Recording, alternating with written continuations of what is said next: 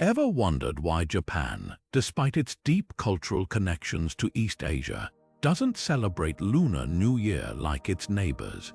It's a question that sparks immediate curiosity, especially when you consider how Lunar New Year, or Spring Festival, as it's known in many places, is one of the most significant and widely observed holidays across China, Korea, Vietnam, and beyond.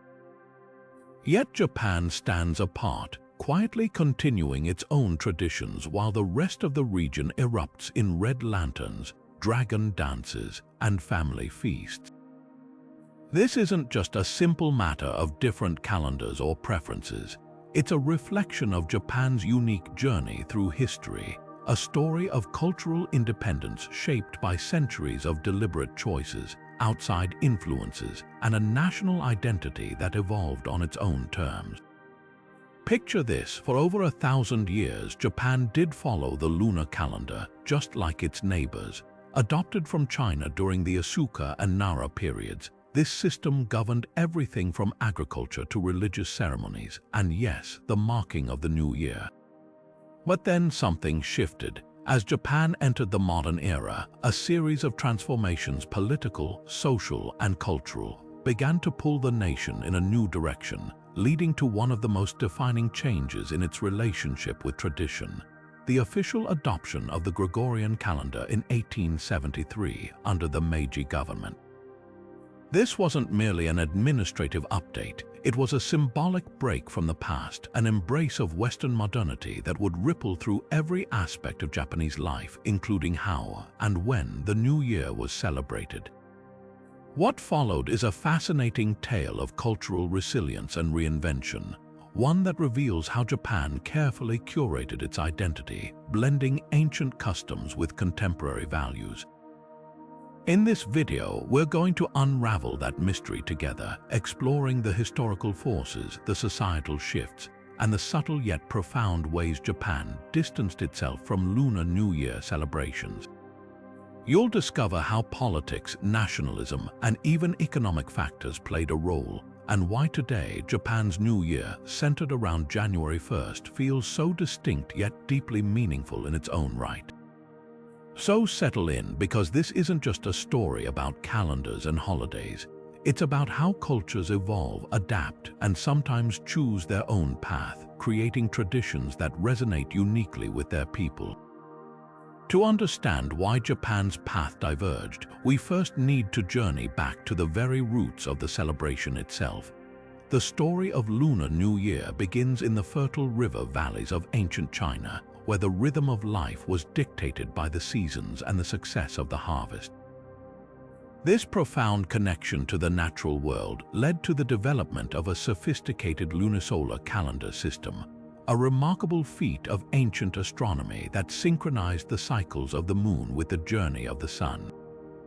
Each month commenced with the new moon, a dark sky promising renewal, and reached its peak at the full moon.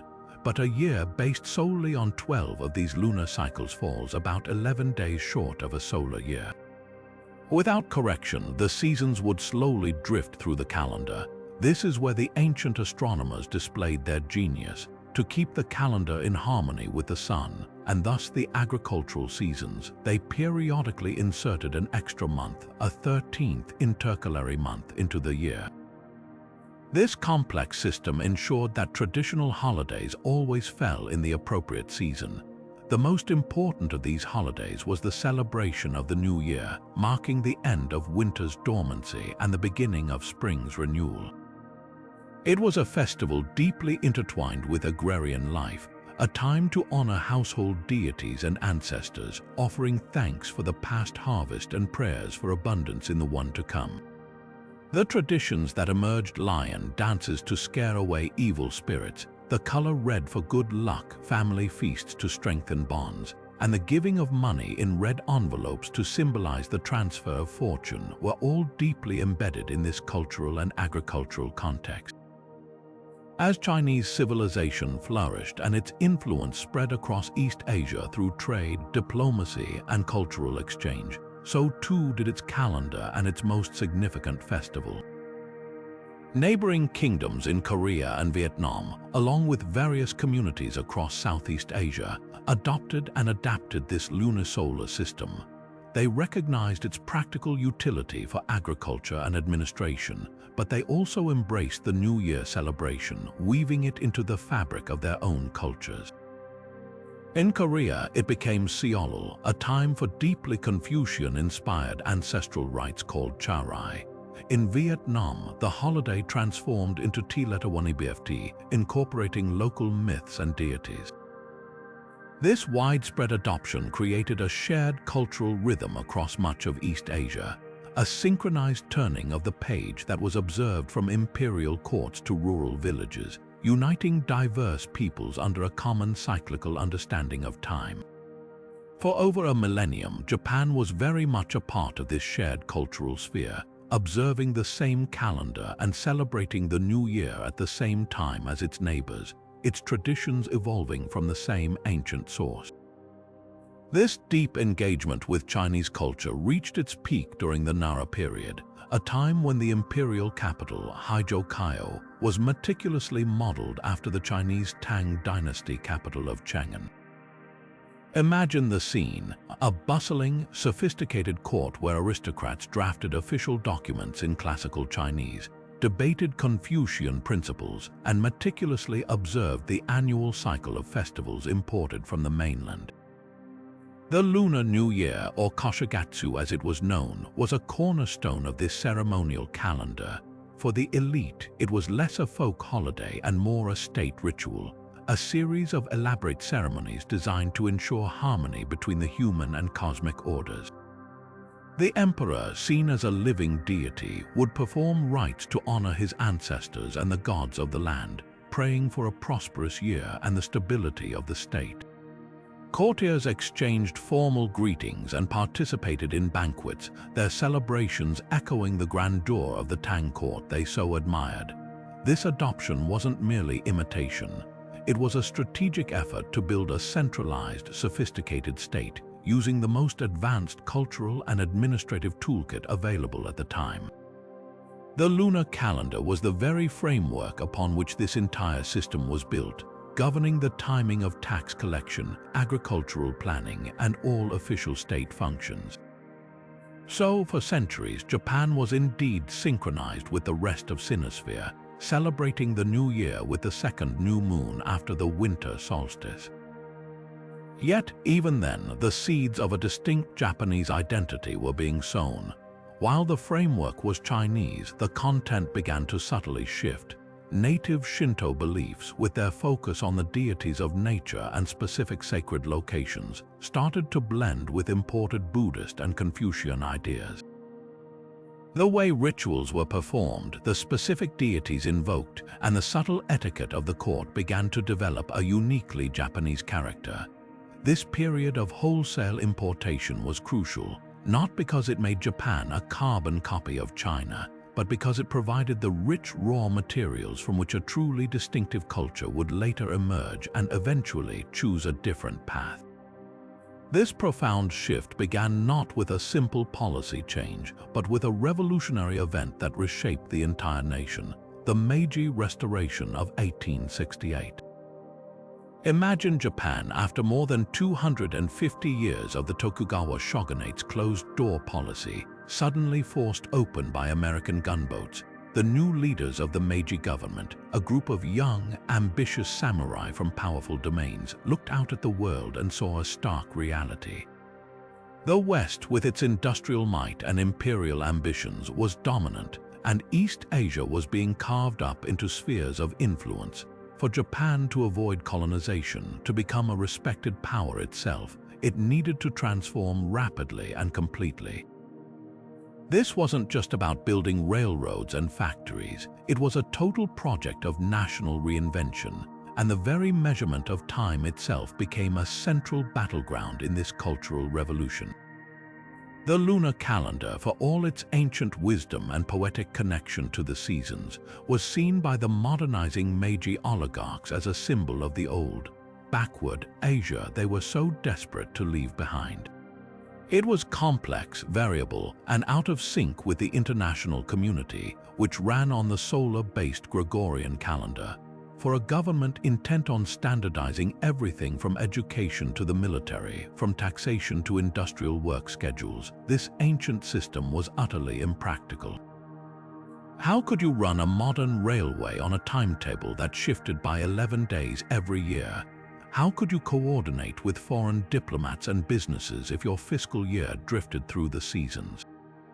The answer to the Meiji leaders was obvious. The old calendar had to go. It was an impediment to progress, an obstacle to their grand vision of a unified, efficient, and powerful nation-state that could stand shoulder to shoulder with the West. And so, with a stunning swiftness that characterized so many Meiji reforms, the government issued a monumental decree. In 1873, just 5 years after the Restoration began, Japan officially abandoned the lunisolar calendar it had used for over a millennium and adopted the Gregorian calendar.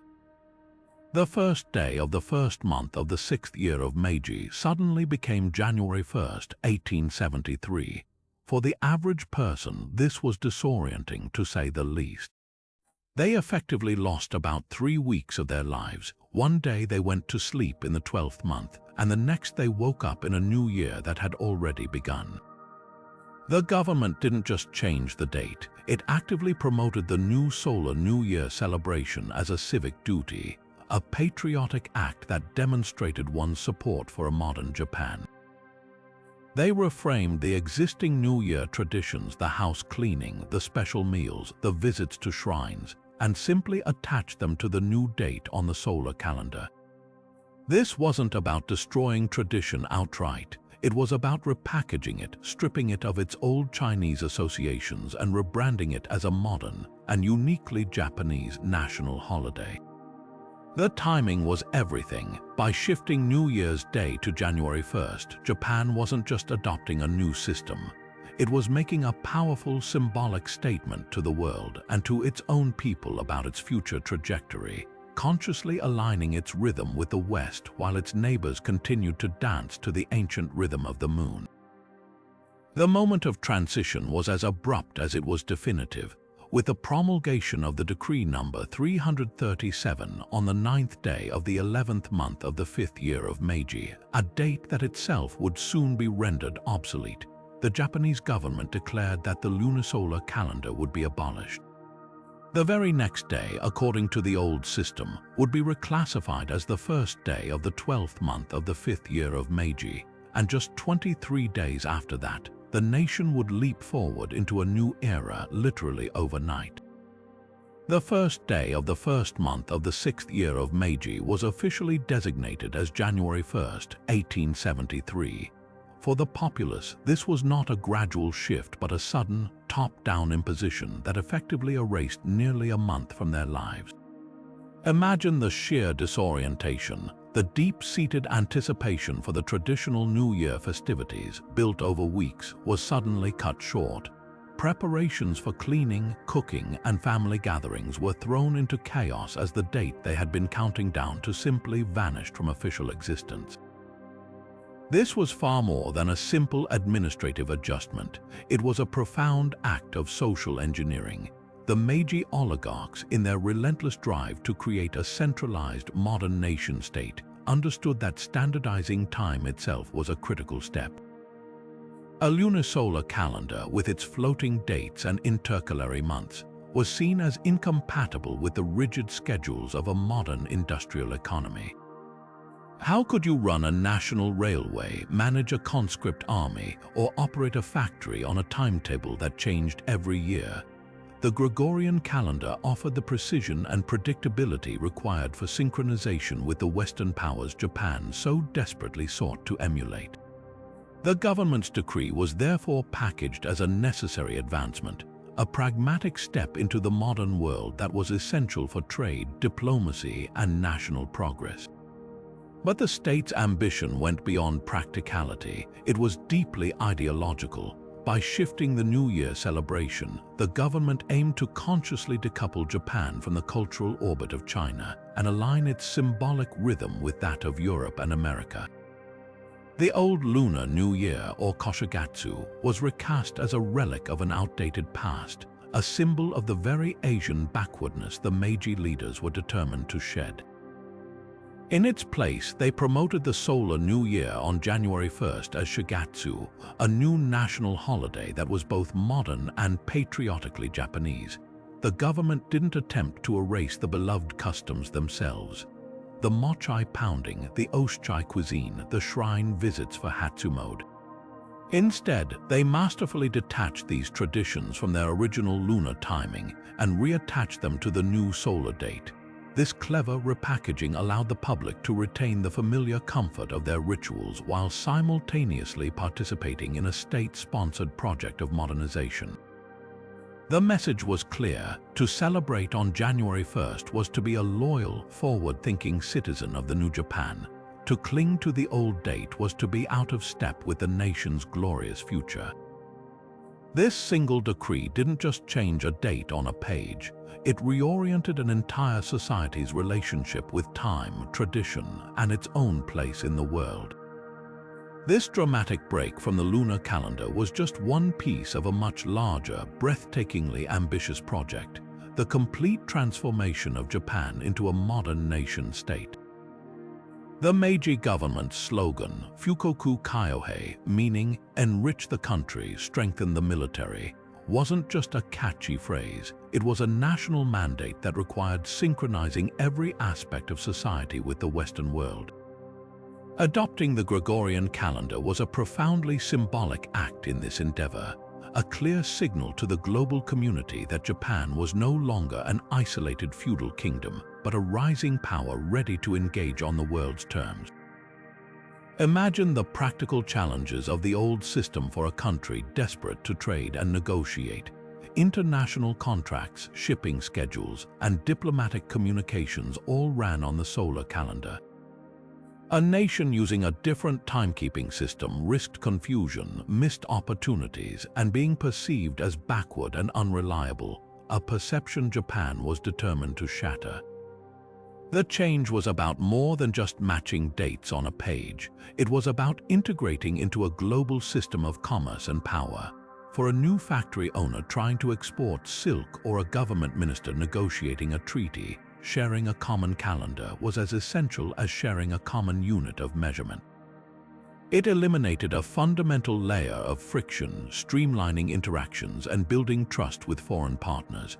This practical necessity was underpinned by a powerful ideological current known as Bunmei Kaika, or civilization and enlightenment. This philosophy encouraged the Japanese people to enthusiastically adopt Western customs, technologies, and institutions, everything from wearing wool suits and eating beef to establishing a constitutional government, and crucially, reorganizing time itself. The solar calendar was the ultimate expression of Bunmei Kaika. It was rational, standardized, and scientific, embodying the very principles of the Enlightenment that had shaped the modern West. By embracing it, Japan wasn't just changing its schedule, it was publicly affirming its commitment to a new cosmopolitan identity. This cultural realignment had a deliberate flip side, a conscious effort to distance Japan from its East Asian neighbors, particularly China, which was increasingly viewed through a lens of weakness and stagnation by the Meiji elite. As the Qing dynasty struggled with internal rebellion and pressure from Western imperialists, Japan's leaders made a calculated strategic decision. They aimed to avoid China's fate by decisively escaping what they saw as Asia and its perceived backwardness, seeking instead to join the ranks of the civilized Western powers. The lunar calendar, a system Japan had shared with China for over 1,000 years, became a potent symbol of that old world. Its abandonment was a powerful statement of divorce, a way to cut a visible tie to a cultural sphere that now represented everything Japan sought to overcome. This wasn't merely about keeping time, it was a declaration of a new geopolitical destiny, a bold move to ensure Japan would be a colonizer, not the colonized in the New World Order. Yet for all the power of a government decree, the deep rhythms of culture are not so easily rewritten. While the state could change the official calendar with the stroke of a pen, it couldn't instantly erase a millennium of tradition from the hearts and habits of its people. The Meiji government's top-down imposition of the new Solar New Year met with a complex and nuanced resistance, a quiet persistence that played out not in open rebellion, but in the intimate spaces of homes and rural villages. In the sprawling cities like Tokyo and Osaka, where the presence of the central government was strongest and the allure of modernity most potent, the transition to celebrating Shogatsu on January 1st took hold relatively quickly. Urban centers, after all, were the engines of the new Japan, populated by bureaucrats, soldiers, and businessmen whose lives were directly tied to the new national system. But venture into the countryside and the story was profoundly different.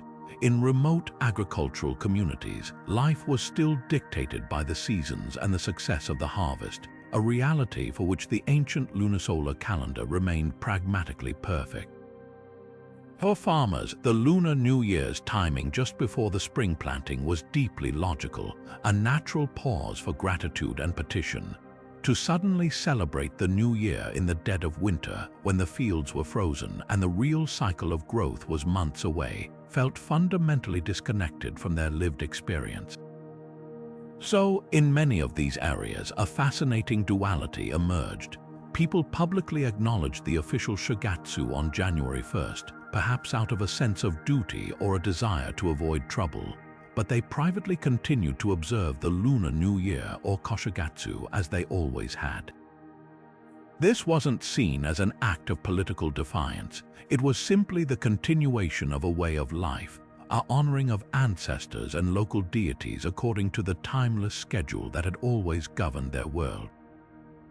They might perform a simplified version of the rituals, offering special prayers, preparing a modest feast with what was available in late winter, keeping the spirit of the festival alive behind closed doors, a cherished secret held against the tide of enforced modernity. This cultural persistence was most visible and enduring in two distinct regions, Okinawa and areas with historically strong Chinese cultural connections. Okinawa, remember, was not part of Japan during the early Meiji era. It was the independent Ryukyu Kingdom, a vibrant cultural and trade hub with deep ties to both China and Japan. It was only annexed by Japan in 1879, several years after the calendar change, and even then, it retained a powerful sense of its own distinct identity. In Okinawa, the lunar calendar and its associated festivals were woven into the very fabric of Ryukyuan culture. The celebration of Soguwachi, the Lunar New Year, involved unique customs like arranging auspicious offerings of fruit and rice cakes and paying respects at the family tomb, practices that felt completely natural and essential. The imposition of the Japanese solar calendar was, for many Okinawans, just another element of forced assimilation into a culture not their own. So they continued their lunar celebrations with remarkable tenacity, a quiet act of cultural preservation that persists even today, making Okinawa one of the few places in Japan where Lunar New Year is still widely acknowledged as a significant cultural event. Similarly, in port cities like Kobe, Yokohama, and Nagasaki, which had long hosted established Chinese communities, the old traditions never died. For the Chinese diaspora, the Lunar New Year was the most important event of the year, a non-negotiable anchor of their identity. Their celebrations, with vibrant lion dances, the explosive crackle of firecrackers, and the gathering of clan associations, were vibrant and public declarations of their cultural heritage. The Japanese government's new calendar was irrelevant to them. Their loyalty was to the rhythms of their own history. Over time, these celebrations became localized tourist attractions, a burst of color and sound that offered the wider Japanese public a glimpse of the festival their nation had left behind. This regional and community-level resistance highlights a crucial truth often overlooked in histories of top-down reform. Government policy can mandate change, but it cannot always command the human heart. The continued, quiet celebration of the Lunar New Year in these pockets of Japan stands as a powerful testament to the resilience of cultural memory. a reminder that some traditions are so deeply rooted they can weather even the most determined efforts at modernization. While the Meiji government's decision was a definitive break, it's crucial to understand that Japan's cultural landscape was already predisposed to such a shift. For centuries, a unique religious and seasonal calendar had been developing, one that was deeply intertwined with the rhythms of the land itself. Long before 1873, Japan's native Shinto beliefs and imported Buddhist practices had already woven a rich tapestry of festivals and rituals that were often anchored to the solar cycle or to fixed dates that felt inherently Japanese. This existing framework made the eventual adoption of a solar calendar feel less like a foreign imposition and more like a logical extension of traditions that were already deeply embedded in the national psyche. Shinto, as an indigenous religion, is fundamentally animistic, centered on the worship of kami spirits or deities that reside in natural phenomena like mountains, rivers, trees, and even the wind. This profound connection to the physical world created a calendar that was inherently tied to the agricultural seasons and the solar year. The most important Shinto rites were, and still are, celebrations of key moments in this solar cycle. Take, for instance, Ohigan, observed during the spring and autumn equinoxes. This is a period dedicated to honoring one's ancestors, a time when the length of day and night are in perfect balance, symbolizing the Buddhist concept of crossing over to the other shore of enlightenment. The timing is determined by the sun's position, not the moon's phase. Similarly, the summer purification ceremony of Nagoshi no Hari typically occurs at the end of June, a fixed point in the solar calendar meant to cleanse people of sins and impurities accumulated during the first half of the year, ensuring health and purity for the months to come. These weren't movable feasts, they were fixed solar events, deeply pragmatic rituals designed to align human activity with the immutable turning of the seasons. Buddhism, which arrived from the Asian continent, also adapted to fit this Japanese rhythm. While it brought its own lunar-based observances, many of the most popular Buddhist festivals in Japan gradually settled onto specific solar dates. The most famous example is Obon, the festival for honoring the spirits of deceased ancestors. In most of Japan, Obon is firmly fixed to the solar calendar, celebrated from August 13th to the 15th. This timing is particularly telling because it originally was a lunar event calculated for the 7th month. However, during the Meiji period, most of the country simply transferred the traditional rituals to these new solar dates, further solidifying the solar cycle's dominance. Though one major exception proves the rule, in parts of Okinawa and the pre-modern Tokyo area, some communities still celebrate lunar Obon in July, a lingering testament to the old system's persistence.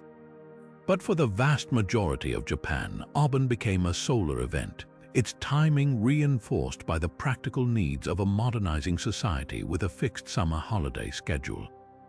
This deep-seated cultural foundation helps explain why the Meiji government's calendar reform, while disruptive, was ultimately so successful outside of isolated rural pockets. The state wasn't asking people to adopt a completely alien concept of time. It was asking them to shift their existing solar-aligned festivals by a few weeks and to consolidate their New Year celebration onto a date that already felt significant. The winter solstice had long been a pivotal point in the solar year, and January 1st is close enough to share in that seasonal significance. The government was essentially grafting the beloved customs of the Lunar New Year, the mochai, the kadamatsu pine decorations, the oshchai meals onto an already robust trunk of solar-based seasonal observance. The public didn't have to learn a whole new way of marking time. They were simply nudging their existing celebrations to align with a new national standard. This pre-existing comfort with a solar rhythm, born from 1,000 years of Shinto and Buddhist practice, provided the fertile ground in which the Meiji reform could take root and flourish, allowing Japan to maintain a profound sense of cultural continuity even as it deliberately stepped out of sync with its neighbors.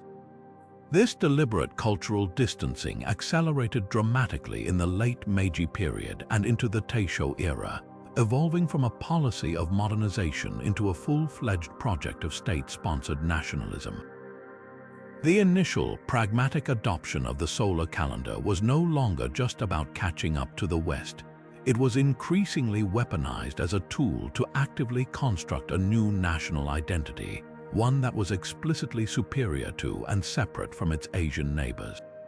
As Japan's military and industrial power grew, so too did a potent ideology that sought to define what it meant to be truly Japanese, and a central tenet of this ideology was the rejection of continental influence in favor of a pure indigenous spirit. The solar calendar, now firmly established as the Japanese way of marking time, became a powerful symbol in this narrative. It was presented not as a borrowed Western convenience, but as a rational, modern system that reflected the unique discipline and order of the Japanese people, in stark contrast to the archaic and superstitious lunar calendar still clung to by a weakening China. This period saw the rise of influential thinkers and government-sponsored campaigns that actively promoted kokutai, or the national polity, a concept that emphasized the divine, unbroken line of the emperor and the unique, homogeneous nature of the Japanese people. Within this framework, traditions were carefully curated and often reinvented. The New Year celebration on January 1st was stripped of any lingering association with its Chinese origins and rebranded as a timeless, sacred Japanese custom. Textbooks, public speeches, and media portrayed Shogatsu as a festival that had always belonged to the sun. Its rituals, from the first sunrise viewings at Mount Fuji to the precise arrangement of oshchai food boxes showcasing the innate Japanese virtues of harmony, respect for ancestors, and aesthetic purity. This was a conscious effort to create a usable past, one that served the needs of a burgeoning imperial power. Celebrating the Lunar New Year, by contrast, was increasingly framed as outdated, unpatriotic, and even vaguely suspicious, a practice belonging to colonized peoples or backward rural communities that had failed to embrace the modern Japanese spirit.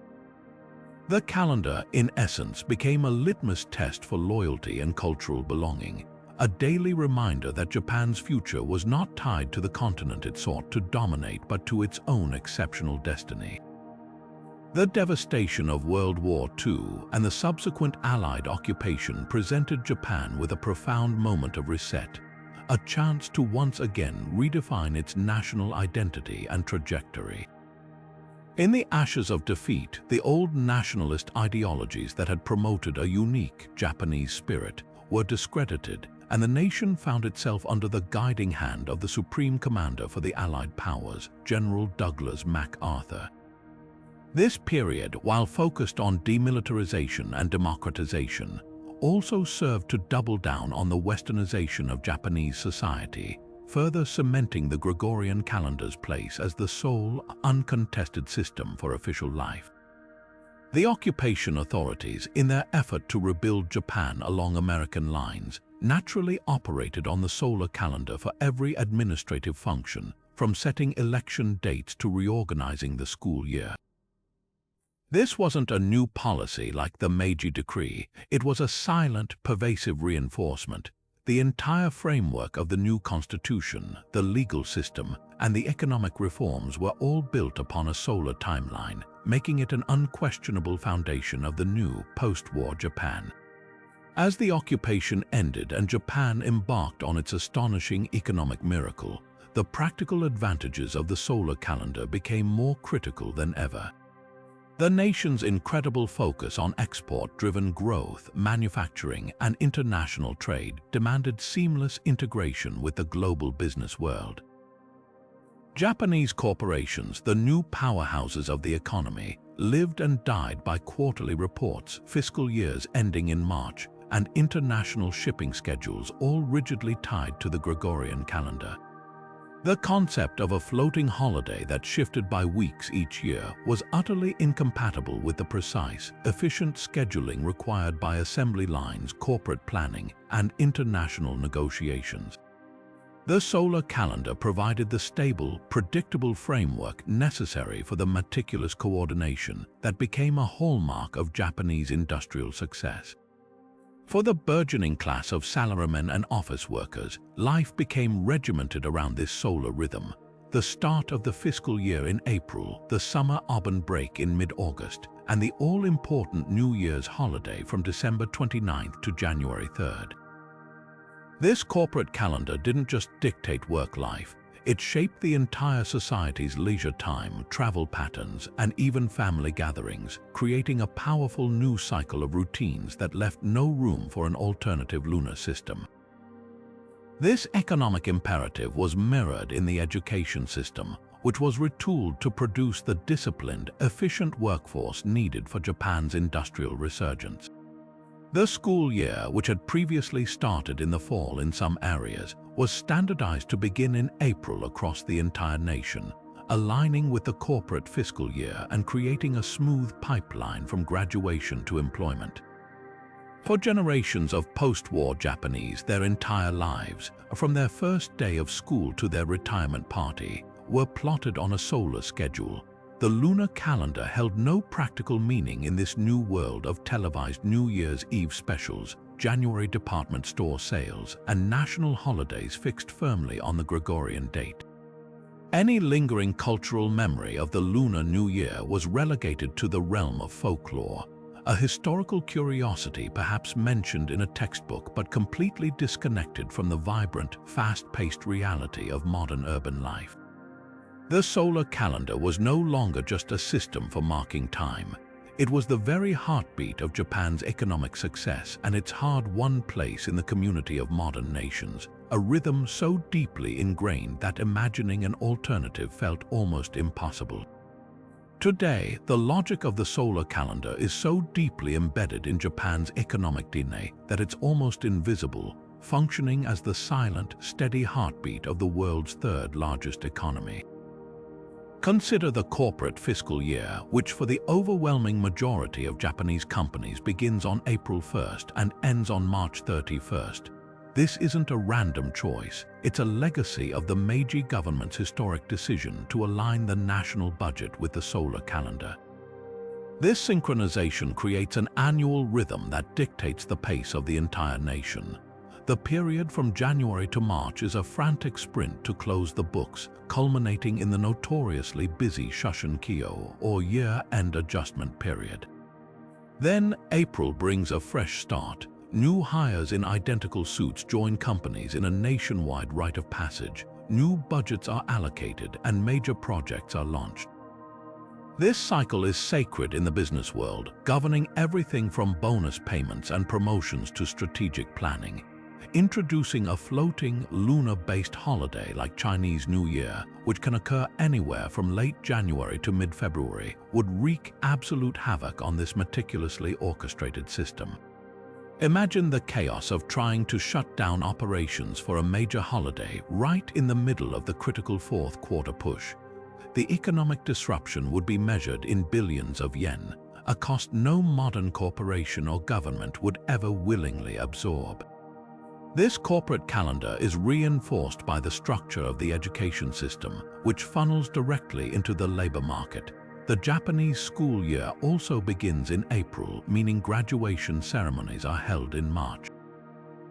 This creates a perfectly aligned pipeline where students graduate and immediately enter the workforce at the start of the new fiscal year. This seamless transition from academia to industry is a masterpiece of social engineering, ensuring a steady, organized supply of new talent into the economy every spring. The entire society plans around this solar rhythm. The most significant holidays, the New Year break and the Auburn Festival in mid-August, are fixed points on the calendar, allowing companies to plan shutdowns, families to book travel, and the service industry to prepare for peak demand. Major economic events like the release of annual economic data, shareholder meetings clustered in June, and even the launch of new consumer products are all scheduled within this solar framework. The lunar calendar offers no comparable stability. Its moving dates are anathema to the precise, long-term planning required by global supply chains, international finance, and modern governance. For Japan, a nation whose post-war identity is inextricably linked to economic excellence and reliable efficiency, reverting to a lunar system isn't just nostalgic, it's economically unthinkable.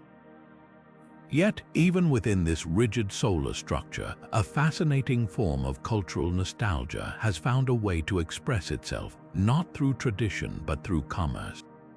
In recent decades, there has been a noticeable rise in what can be called Lunar New Year adjacent marketing, particularly in major urban centers and within the tourism industry. While it is not a national holiday, savvy businesses have begun to recognize the commercial opportunity presented by the large number of tourists from China, Korea, and Southeast Asia who travel during this period. Department stores in Tokyo's glitzy Ginza district or Osaka's bustling Namba area will often decorate with red and gold lanterns and offer special Lunar New Year sales campaigns explicitly targeted at free-spending overseas visitors. Luxury hotels host special banquet dinners, and some theme parks incorporate lion dance performances into their entertainment lineup. This commodification of the festival is telling. It's not a grassroots revival of a cultural tradition among the Japanese public. Rather, it's a pragmatic, revenue-driven acknowledgement of globalized consumer patterns. For most Japanese people, these displays are experienced as a form of exotic seasonal decoration, similar to how shopping streets might put up displays for Halloween or Valentine's Day commercial events imported from the West that are enjoyed for their atmosphere but lack deep cultural or religious significance. The contemporary relationship with the Lunar New Year in mainstream Japan is therefore largely external. It is something observed from the outside, primarily as an economic activity driven by tourism and inbound commerce, rather than an internal, familial celebration. This further reinforces the status quo. The solar calendar remains the undisputed ruler of domestic life and economic activity, while the lunar rhythm is accommodated only when it enters the country from the outside, wrapped in the appealing package of tourist yen and international business.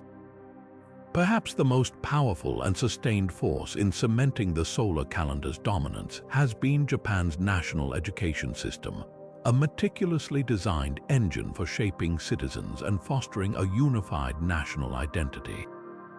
From the moment a child first steps into a classroom, their entire understanding of time, history, and the annual cycle is framed exclusively through the Gregorian calendar. This isn't presented as one option among many. It is simply presented as reality, the default and unquestionable way the world operates. Think back to your own early education. The first thing you learn is the days of the week, the months of the year, and how to read a calendar. For generations of Japanese students, that calendar on the classroom wall has always shown January, February, and March, not the poetic names of the lunar months like Matsuki or Kisaragi. The school year itself is the most profound reinforcer of this solar rhythm. It begins with a crisp, definitive start in April, a season of cherry blossoms symbolizing new beginnings. It progresses through terms punctuated by fixed solar holidays, Constitution Day in May, respect for the aged day in September, and culminates in a graduation ceremony in March. A student's entire academic journey from first grade to university graduation is a 12-year immersion in a solar-based reality. The lunar calendar is simply absent from this daily experience. There are no lessons on how to calculate a leap month, no history classes that explain the old festival dates, and no art projects making decorations for a holiday that the school doesn't acknowledge. This systematic, top-down educational approach has been incredibly effective. It has produced generations for whom the solar calendar is not just a system of timekeeping, but an intrinsic part of their mental landscape, as natural as breathing. This educational framing extends far beyond just learning the dates. Textbooks, particularly for history and social studies, consciously present Japan's adoption of the solar calendar as a logical and positive step in the nation's modernization narrative. The Meiji Restoration is taught as a triumphant period of bold reforms that saved Japan from foreign domination and set it on the path to becoming a world power. The calendar change is often cited alongside the abolition of the samurai class and the establishment of a national railway system as examples of these decisive, forward-thinking reforms. It's framed as a necessary break from an outdated Asian past and a courageous embrace of a scientific, international future. The old lunar system, by contrast, is subtly positioned as a relic, a complicated and superstitious method belonging to a bygone era of feudalism and isolation. This isn't done with malice. It's simply the result of a curriculum designed to foster pride in Japan's unique modernization story. The unintended consequence, however, is a gradual but profound erosion of cultural memory. When a tradition isn't taught, isn't celebrated in a community setting, and holds no place in the official rhythm of life, it fades from collective consciousness. For most young people in Japan today, Lunar New Year isn't something they've forgotten. It's something they were never taught to remember in the first place. It exists in a historical vacuum, a curious footnote about what people did long ago, with no living connection to their own lives. This creates a fascinating generational divide that highlights the education system's success. For their great-grandparents living in rural areas a century ago, the lunar calendar still held practical and spiritual meaning, creating that cultural duality of public and private observance. Their grandparents might have faint childhood memories of older relatives mentioning the Old New Year, but for anyone born in post-war Japan, and especially for those born since the 1980s, that thread of memory has been completely severed. Their cultural touchstones are entirely solar: Christmas Eve as a romantic event, January 1st for temple visits and oshchai food, and Valentine's Day for gift-giving. When they see videos of Lunar New Year celebrations in other countries, it appears as a vibrant but entirely foreign festival similar to how Diwali or Thanksgiving might be perceived. They might enjoy the dragon dances as spectacular performances or appreciate the visual beauty of the red lanterns, but they lack the innate familial understanding of what the holiday truly signifies. There is no sense of loss because there is no memory of ever having it. The education system, in its successful mission to create modern, globally integrated citizens, inevitably had to sacrifice certain layers of the past. The lunar calendar and its associated traditions were deemed incompatible with the nation's forward momentum, and so they were gently, consistently, and effectively left behind in the classroom, ensuring that each new generation would look only to the sun. This stark contrast with Japan becomes even more fascinating when we look just across the Sea of Japan to the Korean peninsula. While Japan was making its decisive break with the lunar past in the 1870s, Korea was embarking on its own tumultuous journey of modernization, yet it arrived at a profoundly different destination regarding its cultural calendar. Korea, like Japan, was deeply embedded within the Chinese cultural sphere for centuries, adopting the lunisolar calendar, Confucian ideals, and the celebration of Lunar New Year, known there as Seollal. It faced similar, and in many ways even more intense, pressures from Western imperial powers and the relentless tide of modernization. Yet, despite these parallel challenges, Korea managed to not only preserve Seollal, but to actively maintain it as the single most important national holiday, a cornerstone of Korean identity that continues to thrive in the 21st century. This divergent path wasn't accidental. It was the direct result of a different historical experience, a distinct approach to cultural preservation, and a powerful sense of national pride that viewed tradition not as an obstacle to progress, but as the very foundation of it. The key to understanding this difference lies in the nature of foreign influence and the subsequent nationalist movements that emerged. Unlike Japan, which underwent a self-directed revolution with the Meiji Restoration, Korea's modern history is marked by a prolonged and brutal period of colonial subjugation. From 1910 to 1945, Korea was annexed and ruled by the Empire of Japan. During this period, the Japanese colonial government implemented a policy of forced assimilation, attempting to erase Korean culture and language and replace it with Japanese customs. They went so far as to officially ban the Korean language in schools and force Koreans to adopt Japanese names. Crucially, they also pushed for the adoption of the solar calendar and the Japanese New Year, attempting to supplant Seollal. This oppressive context fundamentally altered the meaning of Korea's lunar traditions. Celebrating Seollal, speaking Korean, and wearing traditional hanbok became covert acts of cultural resistance and potent symbols of national identity. The holiday was no longer just a festival, it was a silent protest, a way for families to affirm their Korean-ness in the face of a regime intent on destroying it. This forged an inextricable link between cultural preservation and national survival in the Korean psyche, a connection that simply did not exist in Japan, where calendar reform was an internal, top-down decision made by a native government for the purpose of strengthening the nation.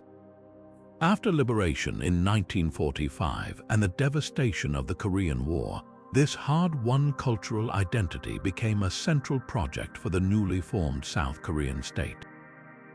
As the country rebuilt itself from the ashes and eventually embarked on its own remarkable economic miracle, there was a conscious effort to reclaim and revitalize traditional customs that had been suppressed during the colonial era. This wasn't a rejection of modernity, it was an effort to build a modern national identity that was uniquely and proudly Korean. The government officially designated Seollal as one of the nation's most important holidays, ensuring it had a protected status that granted citizens time off work to travel home to their families. This official endorsement was critical. While Japan's government in the Meiji era was actively dismantling the lunar celebration, Korea's government in the post-war era was actively promoting and protecting it, framing it as an essential duty of a patriotic citizen to honor their ancestors and uphold these time-honored traditions. This created a powerful feedback loop where state support reinforced popular practice, and popular practice justified continued state support.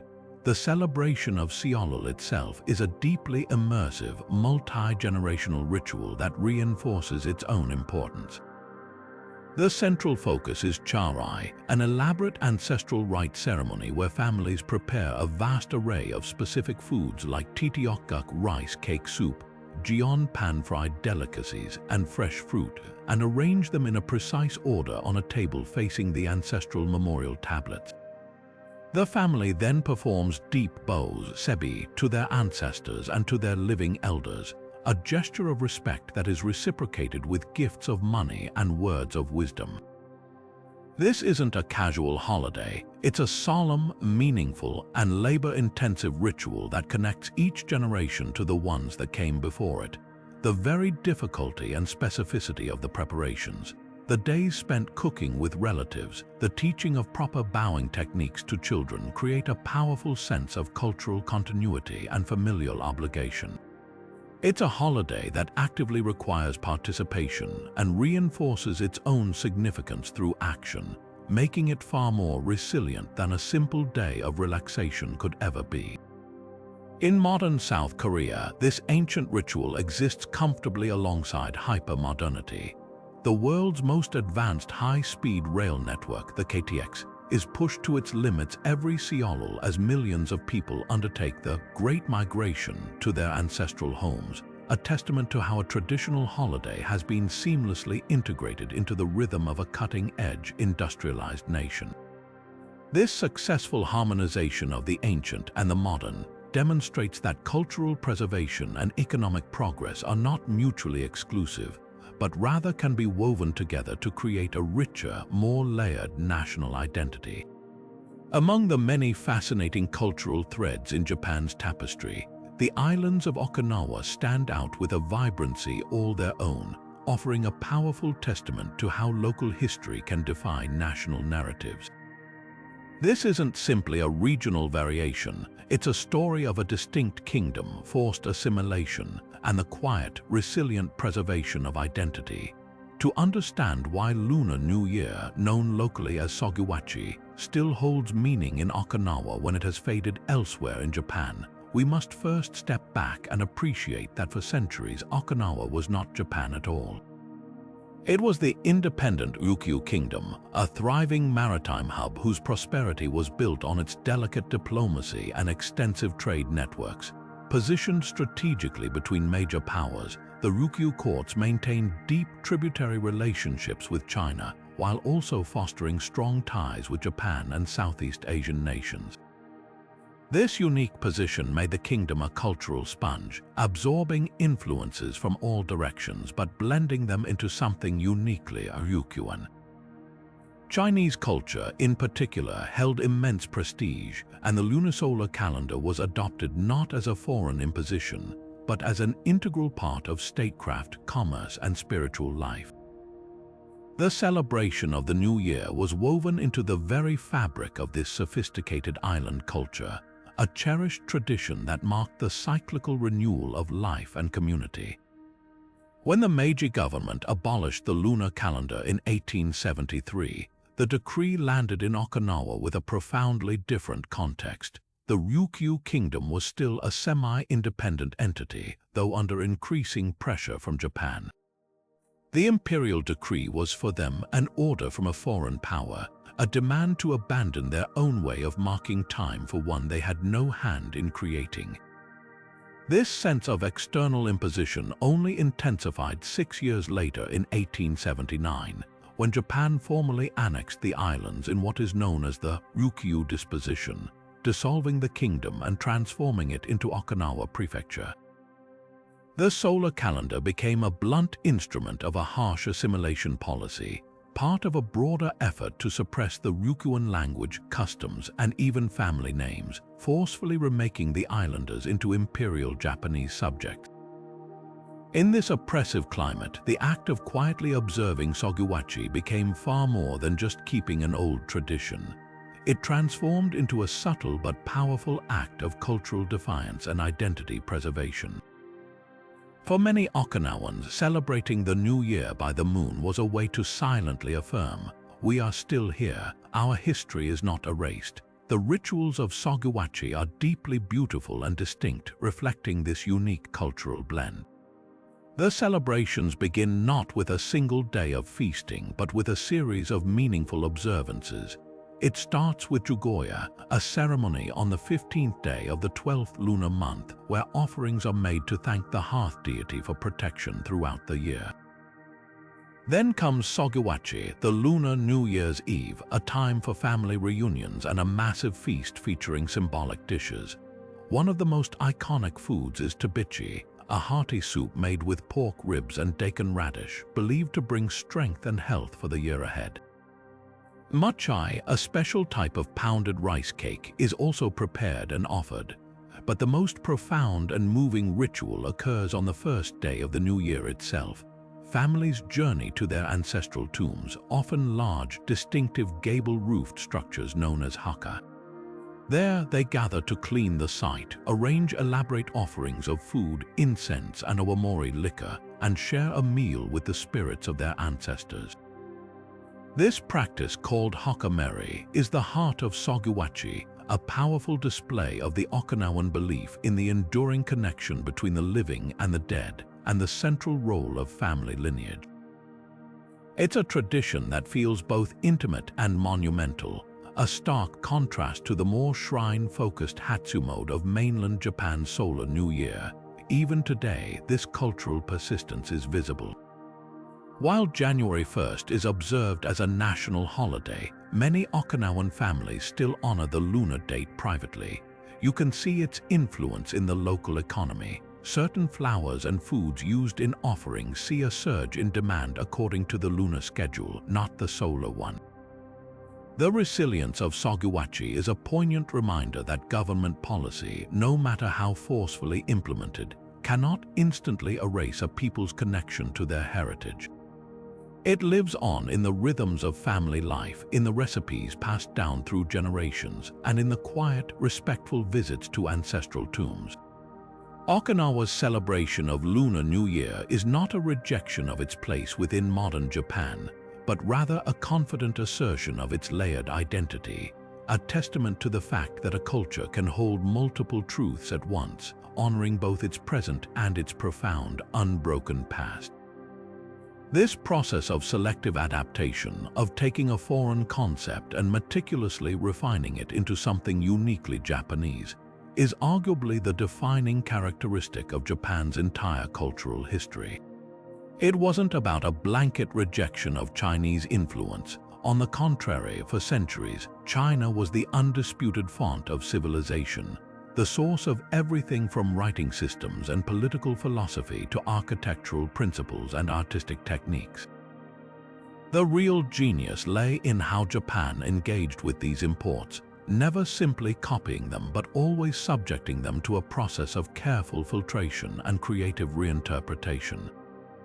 The lunar calendar itself is a perfect example of this dynamic. Japan didn't invent it, they adopted a sophisticated Chinese system and used it for over a millennium.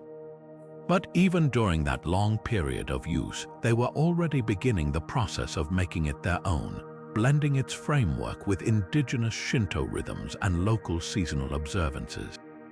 When the Meiji government made the decisive shift to the solar calendar, they weren't rejecting a purely Chinese tradition so much as they were rejecting a system that had become, over 1,000 years, a deeply integrated part of Japanese life. The real transformation wasn't the abandonment of the lunar date, but the brilliant repurposing of the New Year's customs themselves. Think about the core elements of the modern Japanese New Year, or Shogatsu. The practice of thorough year-end cleaning, known as osoji, echoes the ancient concept of purifying oneself and one's home to welcome the Toshigami, the Shinto deities of the year. The elaborate multi-tiered osuchai food boxes, each ingredient symbolizing a specific wish for health, happiness, or prosperity, are a culinary tradition that evolved over centuries in Japan. The first shrine visit of the year, Hatsumode, is a quintessentially Shinto practice.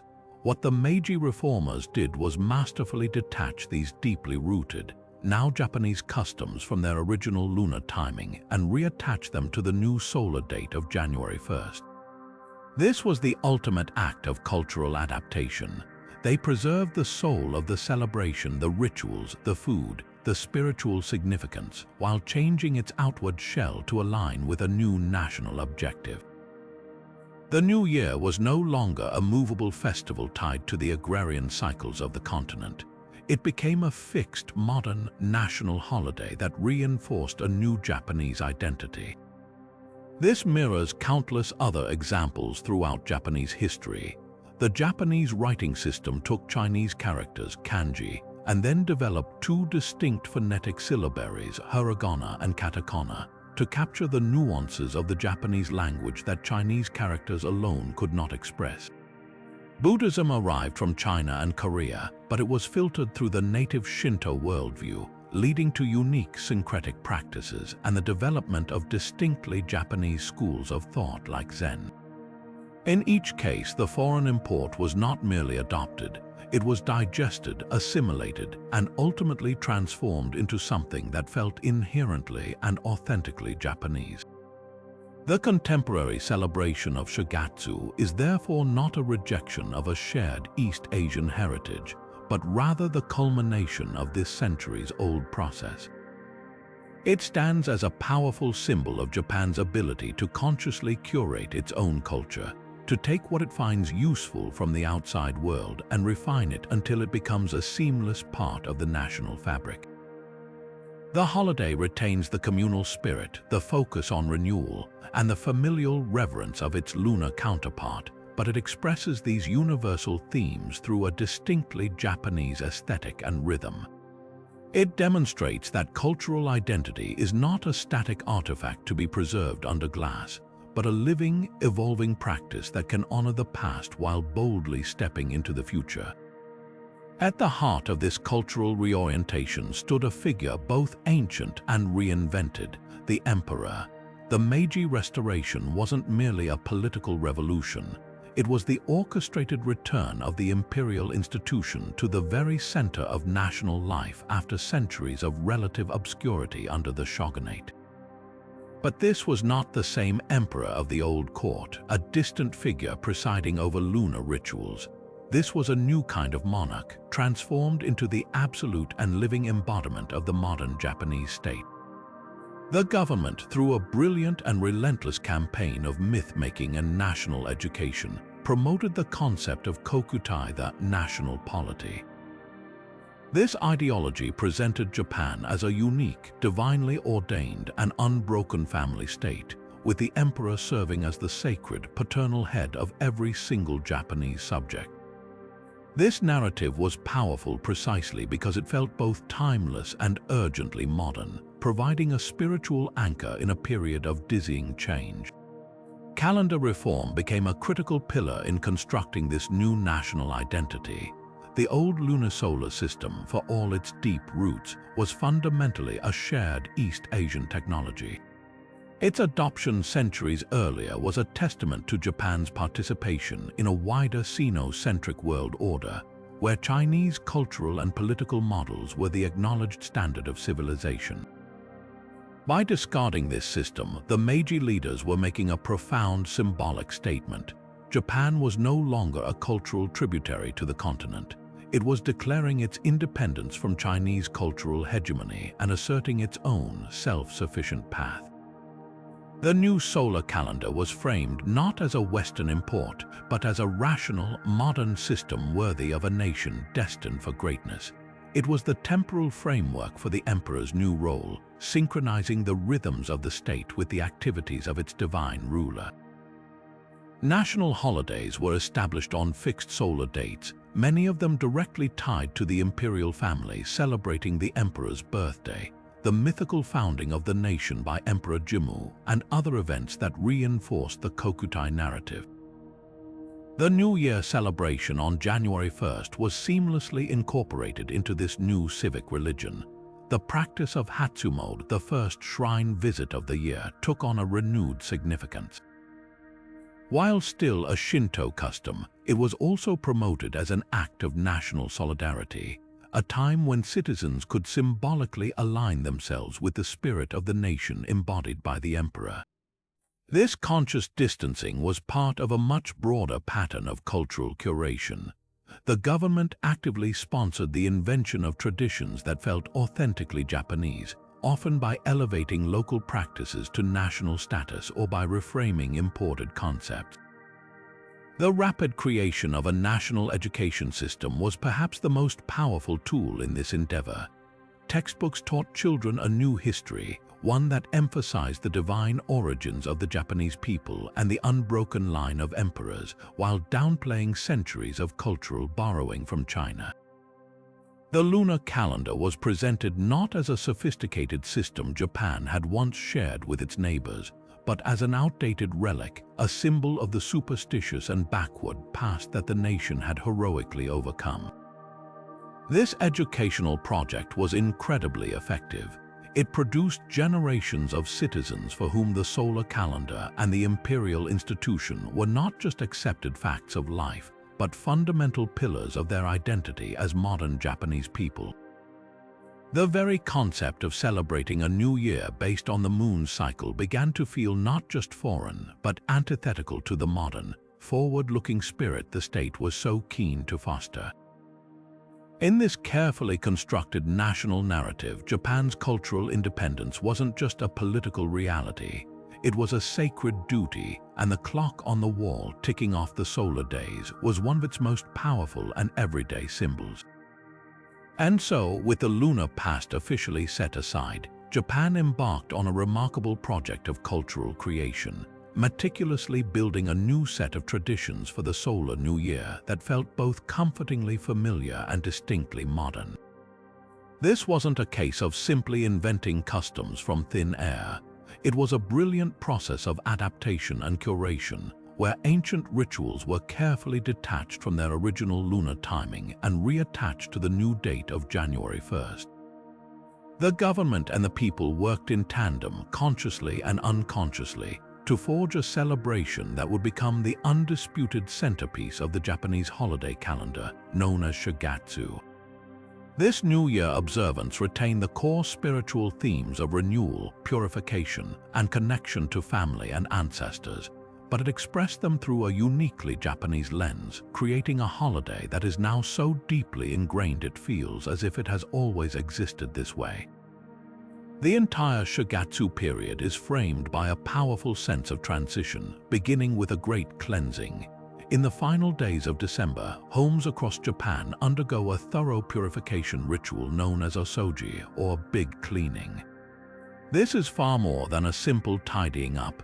It is a symbolic act of sweeping away the impurities and misfortunes of the past year, both physical and spiritual, to welcome the Toshigami, the Shinto deities of the year, into a pristine and respectful space. Every corner is dusted, every room is scrubbed, and unwanted items are discarded, creating a sense of mental and physical clarity before the new cycle begins. This practice echoes the purification rites found in many cultures, but in Japan, it is directly tied to the Shinto belief in the importance of purity when inviting deities into one's home. As the old year concludes, families also settle their debts and obligations, striving to begin the new year with a clean slate, free from the lingering burdens of the past. When the clock strikes midnight on December 31st, the celebration quietly ushers in the new year, not with raucous fireworks, but with a deeply symbolic and soothing culinary tradition, eating toshikoshi soba, or year-crossing noodles. These long, thin buckwheat noodles are consumed for their symbolic meaning. Their length represents a long life, and their easy breakability signifies the gentle cutting away of the year's hardships. It is a moment of quiet reflection, often shared with family, a simple yet profound meal that bridges the past and the future. Following this, the focus shifts to the first sunrise of the year, known as Hatsu Hinode. Many people will travel to a high vantage point, such as a mountain or a coastal outlook, to witness this first dawn, believing that seeing the sunrise on New Year's Day brings exceptional good fortune and fills the viewer with powerful energy for the months ahead. This practice connects the modern holiday directly to the ancient, sun-centric worship at the heart of Shintoism, beautifully aligning the new solar calendar with Japan's oldest spiritual beliefs. The heart of Shogatsu, however, lies in its food and its communal rituals. The most iconic culinary tradition is osuchai ryori, an assortment of beautifully prepared dishes packed into elegant, multi-tiered lacquer boxes called jubako. Each component of osuchai is meticulously chosen for its symbolic meaning, its name often being a pun on a wish for the future. For example, kazunoko, herring roe, represents a wish for numerous children because of the countless eggs. Kuramame, sweet black soybeans, symbolize health and hard work, as the word mame means both bean and health. Date maki, a sweet rolled omelette, resembles a scroll and thus represents a hope for knowledge and cultural achievement. The beauty of osuchai is twofold. Its preparation is so labor-intensive that it is typically made in advance or purchased, allowing families to spend the first 3 days of the new year without cooking, and its layered meanings turn the meal into an edible prayer for health, happiness, and prosperity in the year to come. The single most important communal practice of Shogatsu is Hatsumode, the first shrine or temple visit of the year. In the first few days of January, millions of Japanese people journey to their local Shinto shrine or Buddhist temple to pray for good fortune. Major sites like Tokyo's Meiji Jingu or Kyoto's Fushimi Inari Taisha attract staggering crowds, with people patiently waiting for hours for their moment to toss a coin, ring the bell, and offer a silent prayer. The atmosphere is festive and electric, with food stalls lining the approachways, selling warm amazake, sweet sake, and grilled delicacies. People often buy new omamori protective amulets for the year and return the ones from the previous year to be ritually burned. Hatsu mode perfectly encapsulates the syncretic nature of Japanese spirituality, blending Shinto and Buddhist elements into a powerful national tradition that reinforces community bonds and personal hopes for the future. Other cherished customs fill the holiday period. Children receive otoshidama, small envelopes of money from parents and relatives, a practice that teaches financial gratitude and responsibility. Families play traditional New Year's games like koma spinning tops and hanatsuki, a battledore and shuttlecock game, similar to badminton, and fly elaborate kites. A particularly elegant practice is kakizome, the ceremonial first calligraphy of the year, where people brush a hopeful word or phrase onto paper, focusing their intentions for the months ahead. Through this rich tapestry of rituals, the cleaning, the noodles, the sunrise, the special foods, and the shrine visits, Japan didn't just adopt a new date for the new year. It constructed a complete and deeply meaningful cultural ecosystem around it. Shogatsu on January 1st is no longer a replacement for something lost. It is a vibrant, beloved, and utterly authentic Japanese tradition in its own right, a powerful testament to the nation's enduring ability to absorb change and weave it into the timeless fabric of its culture. This gradual but total cultural shift is perhaps the most powerful testament to the success of the Meiji reform, not as a momentary policy change, but as a profound reshaping of national consciousness. With each passing generation, the memory of the lunar celebration faded further from the public sphere, retreating from lived experience into the pages of history books. For a child born in the early 1900s, the old calendar might have been a reality their grandparents talked about. For their child born in the 1930s, it was a story from a bygone era. And for a baby born in the booming post-war Japan of the 1960s or 70s, the Lunar New Year was not a fading memory. It was an entirely foreign concept, a historical footnote with no more personal resonance than the customs of the Heian court. This is the silent, inevitable power of generational turnover. It doesn't just add new people to a culture, it actively subtracts the lived experiences of the old. The primary engine of this forgetting was the complete and utter saturation of the solar calendar in every facet of modern life. From their very first day of school, post-war children were immersed in a world that only knew January, February, and March. Their entire academic and social existence was plotted on a Gregorian grid. The school year starting in April, summer vacation in August, and the highly anticipated New Year's break firmly anchored to the end of December. This wasn't presented as a choice or an alternative. It was simply the way the world worked. Television, the new central hearth of the home, played a massive role in cementing this reality. Annual New Year's Eve specials, like the long-running Kohaku Yuta Gassen Song Contest, became iconic, beloved national rituals that millions of families gathered to watch, creating shared cultural moments that were intrinsically tied to the solar date of December 31st. These broadcasts didn't just entertain, they normalized and celebrated the solar New Year, weaving it into the very fabric of national identity and creating a powerful, emotionally resonant tradition that each new generation inherited. The result is that for the vast majority of Japanese people alive today, the solar New Year doesn't feel imported, imposed, or even particularly modern in a clinical sense. It feels deeply, authentically, and unquestionably Japanese. The taste of toshikoshi soba on a cold December night, the crisp air of a Hatsu-mode shrine visit, the intricate layers of flavors in the oshchai box, these are not recent innovations.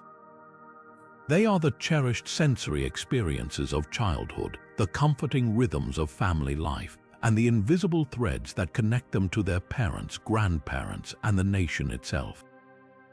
The traditions of Shogatsu have accumulated their own century and a half of history, memory, and meaning, becoming as traditional as any practice could be.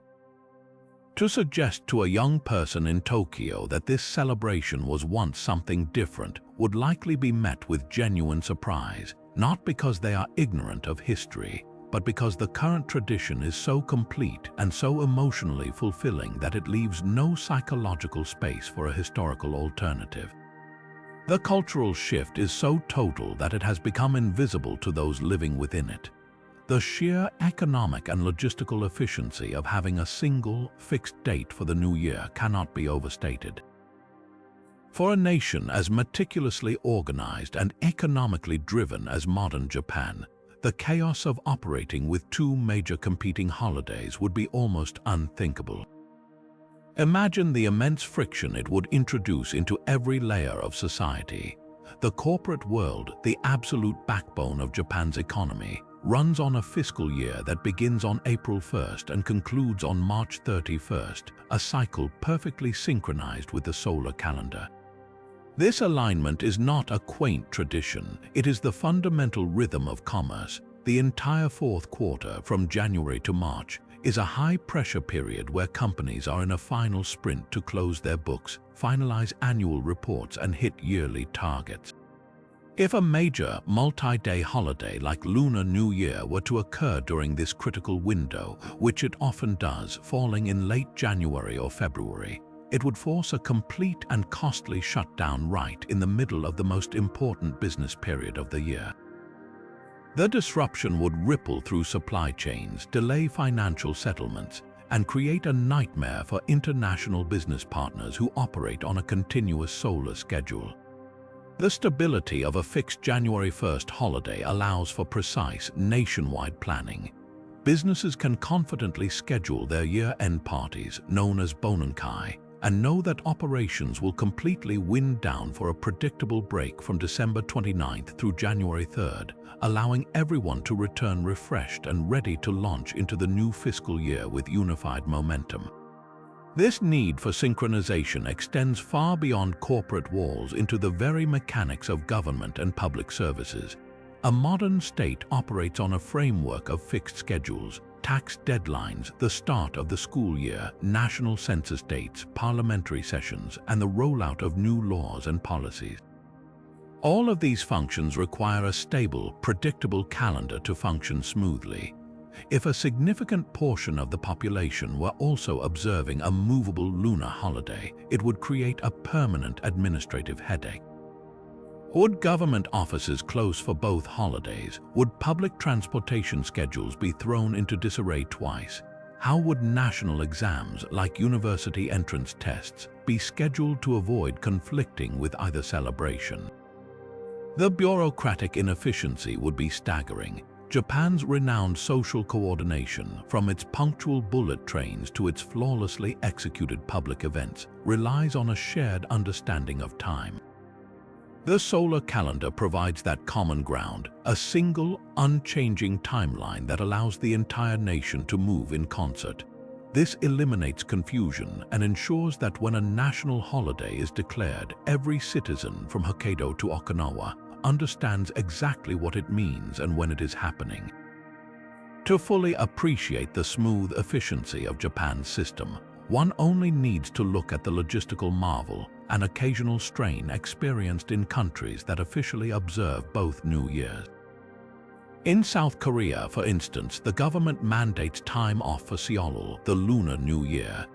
This creates an annual event known as the Great Migration, where literally millions of people travel across the peninsula to their ancestral homes within a very short window. While this is a powerful cultural tradition, it places an immense burden on the national transportation infrastructure. Train tickets sell out months in advance, highways become parking lots for hours on end, and the entire country effectively grinds to a halt for 3 days. The economic cost of this mass stoppage, while accepted as the price of tradition, is significant. Japan's single, solar-based celebration creates a much more manageable and predictable travel peak. The Shogatsu travel rush is substantial, but it is confined to a known, fixed period at the end of December, allowing transportation networks to prepare years in advance and most companies to plan around a standardized shutdown. This results in far less overall social and economic disruption, enabling a cleaner, more efficient transition into the new year without bringing the entire economy to a simultaneous standstill. The choice for a single new year is in many ways a choice for streamlined modern functionality, a pragmatic decision that prioritizes national operational smoothness and minimizes the annual friction that a dual holiday system inevitably creates. This unique temporal alignment has profoundly shaped Japan's cultural relationship with its neighbors, creating a fascinating dynamic of both distinction and occasional distance. While China, South Korea, and Vietnam are immersed in the vibrant chaos of Lunar New Year preparations, a period of frantic travel, family reunions, and ancient rituals, Japan has already moved on. The red and gold decorations have been packed away since early January, the Oshchai boxes are a memory, and the nation is fully engaged in the New Year's work. This creates a tangible, almost rhythmic disconnect. For several weeks each winter, the cultural heartbeat of East Asia is out of sync, with Japan marching to the steady, predictable beat of the sun, while its neighbors dance to the ancient, cyclical rhythm of the moon. This isn't merely a scheduling difference, it's a powerful, annual reminder of a different historical path chosen, a lived experience that reinforces a sense of being culturally apart from the continental mainstream. This divergence often manifests in subtle, everyday ways that underscore the cultural gap.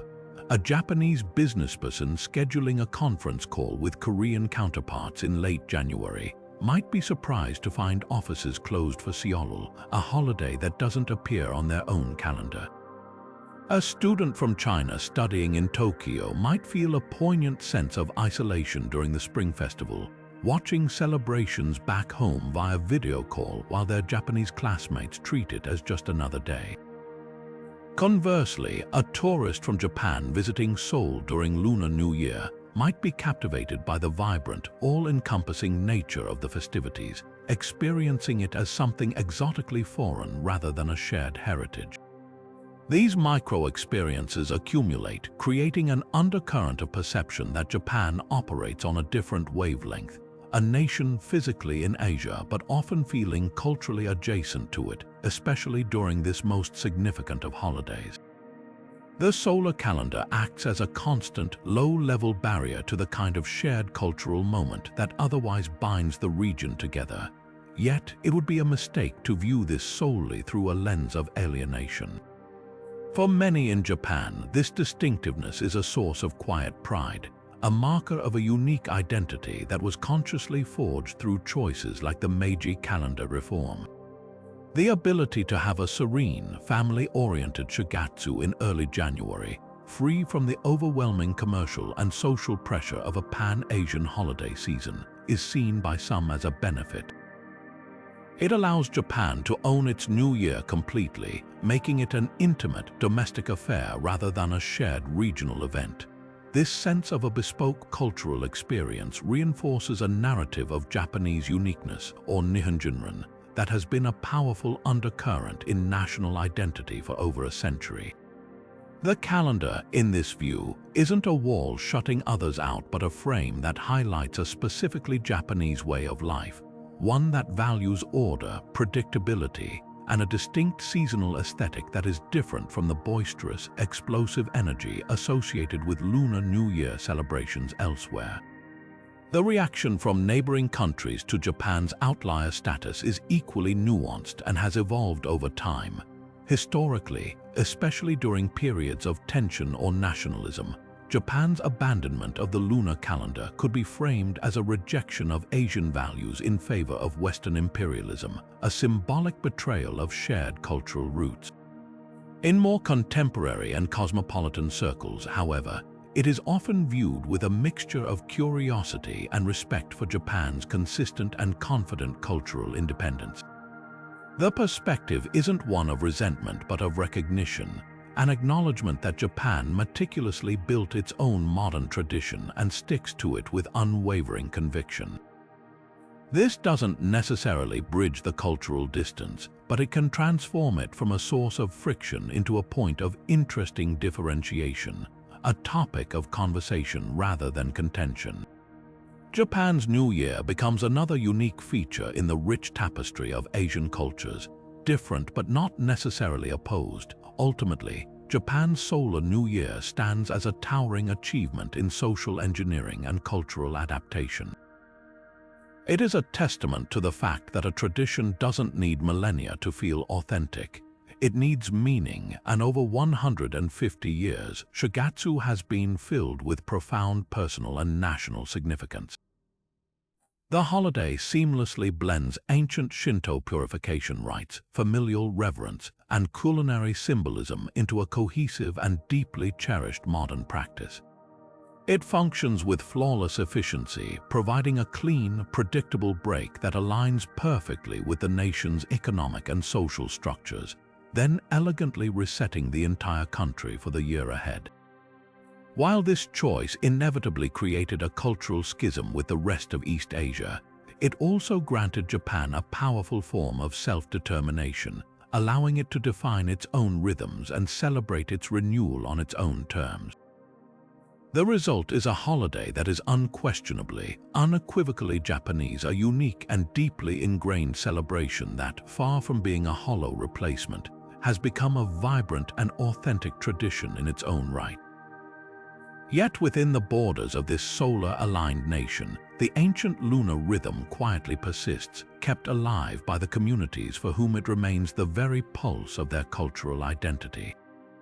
In the vibrant, neon-lit districts of major port cities, a parallel celebration unfolds, visible to those who know where to look. The bustling Chinatowns of Kobe, Yokohama, and Nagasaki transform each winter, becoming islands of crimson and gold in a country otherwise moving to a different tempo. Here, the Lunar New Year is not a historical footnote but a vibrant, living spectacle. Elaborate lion dances weave through crowded streets, their percussive beats echoing off traditional Japanese buildings, while the sharp, celebratory crackle of firecrackers fills the air, a sound so distinctly tied to the festival that some local governments have had to create special ordinances to accommodate the tradition. Restaurants overflow with families sharing elaborate banquets, and shops display intricate decorations and special foods not found in mainstream supermarkets. For the established Chinese communities in these enclaves, the celebration is a powerful, non-negotiable declaration of heritage, a season where their cultural identity is proudly and publicly affirmed. This public expression, however, exists alongside a more private, intimate layer of observance within Korean communities across Japan. For many Zainichi Koreans, the descendants of those who came during the period of Japanese rule, Lunar New Year or Seollal is a deeply personal, family-centric affair. Their celebrations often occur behind closed doors in the heart of the home, centered around the profound Confucian-inspired ritual of charai, the ancestral rite. Families meticulously prepare a table of offerings, steaming bowls of tteokguk rice cake soup, an array of colorful gion pancakes, and fresh fruit, each item rich with symbolic meaning. They then perform deep, respectful bows to honor their ancestors, a practice known as sebi, followed by receiving blessings and often gifts of money from their elders. This is not a flashy festival for public consumption. It is a solemn, spiritual practice that connects generations, reinforcing familial bonds and a sense of continuous lineage. For these communities, observing Seollal is a crucial act of cultural preservation, a quiet but resilient thread linking them to a heritage that exists outside the dominant Japanese narrative. This creates a fascinating cultural duality within the nation.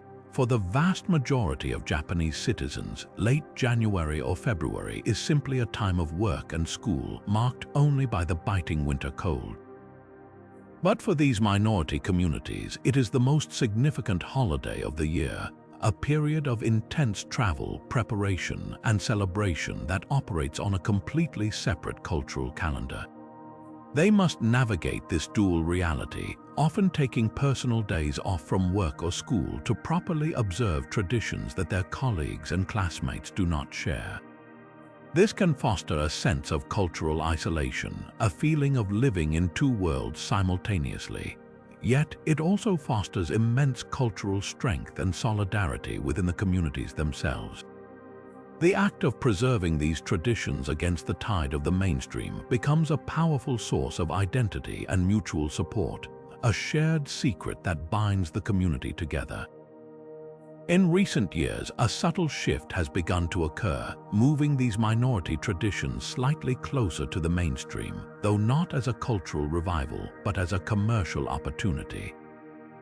Major department stores in cosmopolitan centers like Tokyo and Osaka, always keen to capitalize on new trends, have started to recognize the spending power associated with Lunar New Year. During the period, it's becoming increasingly common to see special sections adorned with red and gold, selling lucky envelopes, traditional sweets, and decorations, often explicitly marketed toward wealthy tourist populations from China and Southeast Asia. Luxury hotels host extravagant Lunar New Year banquet dinners, and some theme parks incorporate dragon dance performances into their seasonal entertainment. However, this commercial adoption is largely superficial and externally focused. For most Japanese people, these displays are experienced as a form of exotic seasonal decor, similar to the way shopping streets might put up displays for Halloween, an enjoyable, photogenic atmosphere that is consumed as entertainment rather than understood as a deep cultural or spiritual practice. It is a celebration viewed from the outside, an imported spectacle rather than a lived experience. This complex dynamic reveals a profound truth about modern Japan. Its remarkable cultural homogeneity is not absolute. Within its borders exist vibrant, resilient subcultures that maintain their own calendars, their own rhythms, and their own definitions of what constitutes the most important time of the year. The continued celebration of Lunar New Year by Chinese and Korean communities is a testament to the enduring power of cultural memory and the human need to honor one's heritage. It adds a rich, often overlooked layer to Japan's identity, proving that even within a society known for its synchronized conformity, there is space for parallel traditions to not only survive but to thrive, ensuring the ancient rhythm of the moon continues to beat quietly, steadfastly, in the heart of the land of the rising sun. The Japanese government's official stance on cultural traditions is one of careful curation rather than simple preservation, a philosophy that extends directly from the Meiji era's foundational choices. There is a clear, consistent policy of designating and protecting what are considered authentically Japanese traditions through the system of national holidays, known as Shukujitsu. This calendar is a deliberate construction featuring days like Coming of Age Day, Respect for the Aged Day, and Culture Day holidays that reinforce specific civic values and a sense of national identity. The New Year celebration on January 1st, Shogatsu, is the cornerstone of this system. To officially reintroduce the Lunar New Year as a parallel national holiday would be viewed not as an addition, but as a contradiction to this carefully built identity. It would undermine the very narrative of cultural independence that the solar New Year symbolizes, effectively acknowledging a shared cultural rhythm with neighbors from whom Japan has spent over a century distinguishing itself. The government's cultural preservation efforts are therefore focused on deepening the practices associated with existing solar calendar holidays, such as promoting the specific rituals of Hatsumode or the culinary arts of Oshchai, rather than reintroducing a system that was deliberately and symbolically left behind. This position is further reinforced by a potent economic and administrative pragmatism that views any change to the established holiday schedule as prohibitively disruptive. The entire machinery of the Japanese state and its economy is fine-tuned to the Gregorian calendar. The fiscal year, the school year, corporate scheduling, and national project timelines are all meticulously synchronized around the fixed dates of the current national holidays. Introducing a new, movable holiday that shifts by several weeks each year would create a logistical nightmare, causing significant friction in business operations, international trade, and public services. The economic cost of a nationwide shutdown during a different period, potentially right in the middle of the critical year-end business quarter, is seen as an unacceptable price to pay for a holiday with no roots in the modern Japanese experience. The stability and predictability of the current system are prized above all else, and from a bureaucratic standpoint, there is simply no compelling argument to upset this efficient, well-oiled machine for the sake of a tradition the vast majority of the population does not feel connected to. When it comes to increased cultural exchange with other Asian nations, the government's approach is to frame it within a context of internationalization and tourism, not cultural re-assimilation.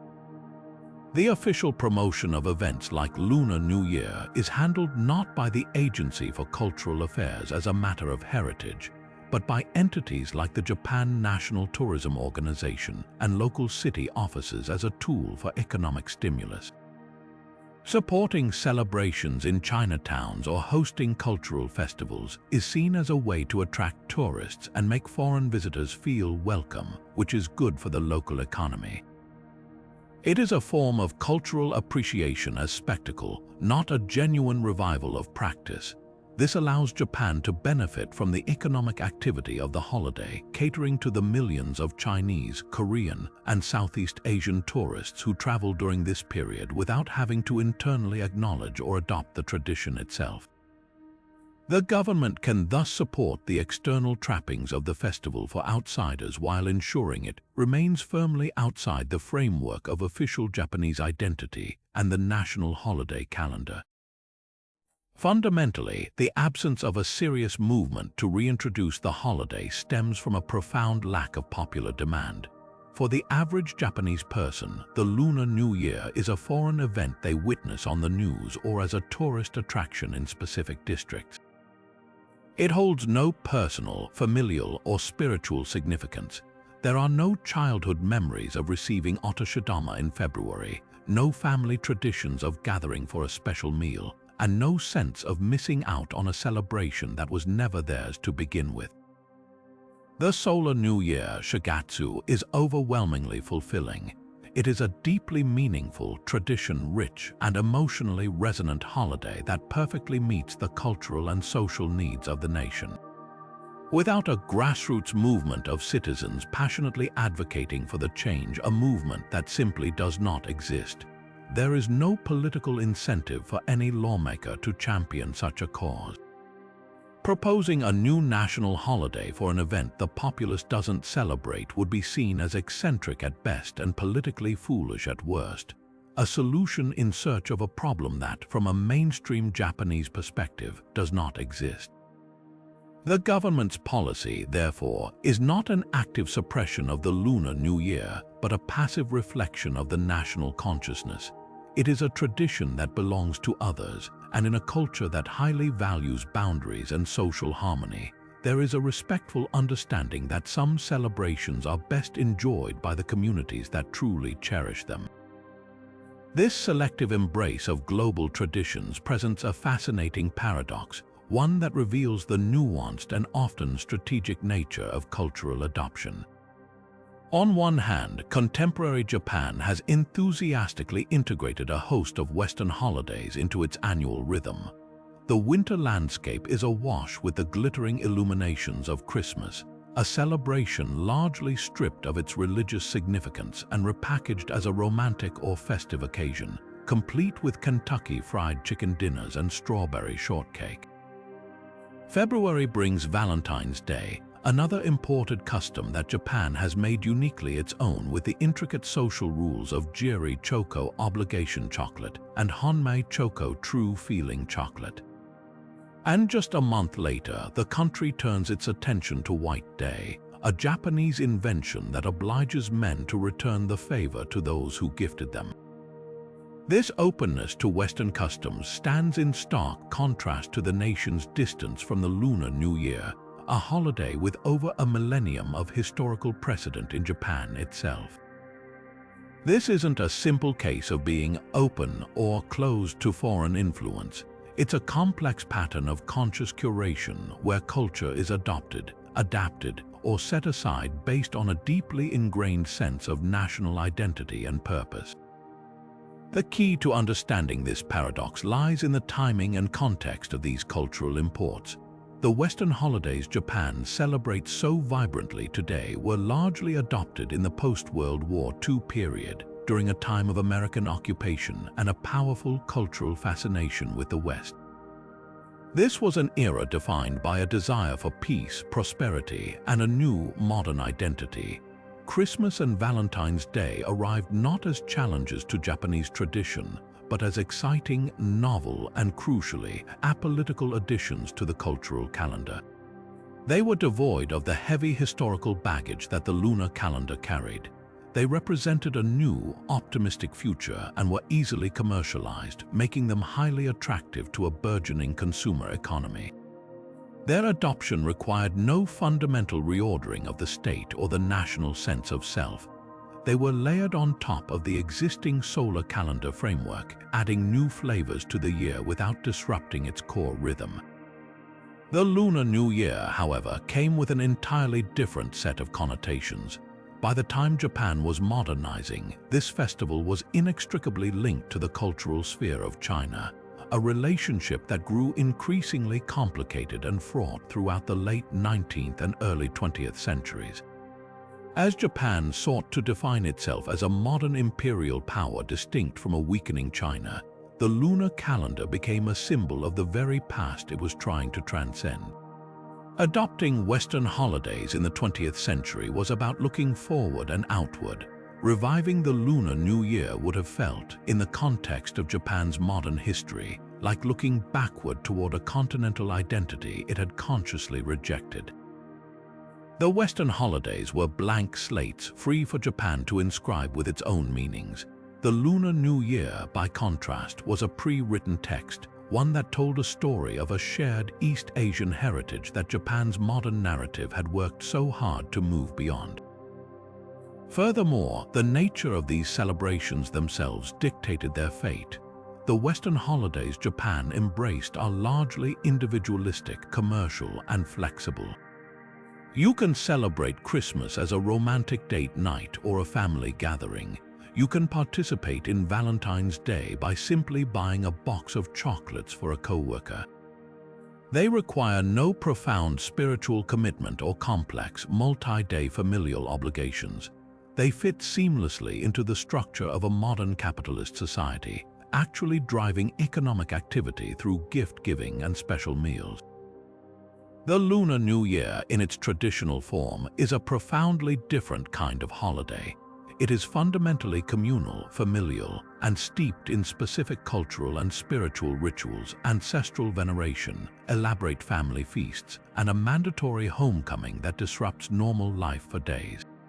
Its essence is about deeply rooted collective identity, not individual consumer choice. For a Japan that had already invested a century and a half into building a national identity around the solar new year and its own set of domesticated traditions, reintroducing such a potent, all-encompassing alternate holiday was logistically and culturally unimaginable. It would have created a competing center of gravity in the cultural year, one that pulled toward a different definition of family and heritage. The pattern that emerges is clear. Japan globalizes on its own terms, welcoming influences that can be customized, commercialized, and contained within its existing social framework, while setting aside those that challenge the foundational narratives of its modern identity. The calendar is not just a way to mark time, it is a statement of who we are, and Japan has consistently chosen to keep its rhythm aligned with the sun. Looking ahead, the question of whether Lunar New Year could ever experience a revival in Japan is a fascinating one, deeply intertwined with the powerful forces of globalization, shifting demographics, and the relentless evolution of culture itself. On one hand, Japan's current traditions are incredibly entrenched. The Solar New Year, or Shogatsu, is a bedrock of national identity, a seamless fusion of modern efficiency and ancient ritual that feels as timeless as the seasons themselves. The idea of disrupting this deeply ingrained system for a holiday the vast majority have never celebrated seems, on the surface, almost unthinkable. Yet, cultures are not static monoliths. They are living, breathing entities that constantly adapt to new influences, and several emerging trends suggest that the story is far from over. One of the most significant forces for potential change is Japan's evolving demographic landscape. For decades, the country has grappled with an aging population and a low birth rate, leading to a shrinking domestic workforce. In response, there has been a gradual but steady increase in immigration, particularly from other Asian countries like Vietnam, Nepal, and China. These new residents bring their cultures and traditions with them, and Lunar New Year is often the most important event in their annual calendar. As these communities grow and establish themselves, their celebrations are becoming more visible. What was once confined to a few historic Chinatowns is now spilling into broader public awareness. Community centers in diverse urban neighborhoods might host Lunar New Year events. Local governments may officially recognize the festival to promote multicultural understanding, and supermarkets in areas with high concentrations of foreign residents might begin stocking special ingredients. This isn't about replacing Shogatsu, but rather about adding a new, parallel layer to Japan's cultural winter season, creating a tapestry where multiple celebrations can coexist. This increased visibility is supercharged by the unstoppable rise of globalized media and pop culture. The Korean wave, or Hallyu, has made Korean culture incredibly popular among younger Japanese demographics. Through K-pop, K-dramas, and social media, Japanese youth are exposed to the sights and sounds of Seollal, the Korean Lunar New Year. They see idols paying respect to their elders, families gathering for massive feasts, and the general atmosphere of festive warmth. Similarly, the economic and cultural influence of China means that the Spring Festival is constantly in the global news cycle. This exposure doesn't necessarily create a desire to adopt the holiday, but it does demystify it. For a generation that is more globally connected than any before it, Lunar New Year shifts from being an obscure historical fact to a living, breathing celebration enjoyed by their peers in other countries. This normalized awareness can foster curiosity and appreciation, laying the groundwork for a more inclusive attitude. Perhaps the most intriguing possibility lies with the younger generation itself. While their parents and grandparents may have viewed cultural traditions through a lens of rigid national identity, many younger Japanese people exhibit a more flexible, cosmopolitan worldview. They are often more open to experimenting with global trends, from international cuisine to foreign festivals. For them, participating in a Lunar New Year event might not be a political statement about heritage, but simply a fun, novel cultural experience akin to attending a Diwali celebration or a Halloween party. They might be drawn to the vibrant visuals, the delicious food, and the communal joy, engaging with the holiday on their own terms. This could lead to a bottom-up, organic form of appreciation, where elements of the festival are incorporated into personal celebrations without the weight of its full traditional baggage.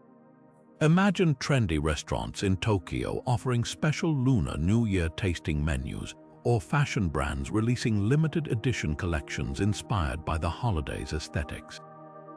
This commercial and cultural adoption would be a far cry from the deeply spiritual, family-oriented observance seen elsewhere, but it would still represent a form of acceptance and integration. However, it is crucial to temper this speculation with a heavy dose of reality. The structural barriers to any official recognition of Lunar New Year as a national holiday are monumental. Japan's entire economic and administrative machinery is built around the solar calendar. Introducing a movable holiday that could fall in the critical year-end business quarter would be seen as economically catastrophic by policymakers and corporate leaders. The deeply rooted nature of Shogatsu also cannot be overstated.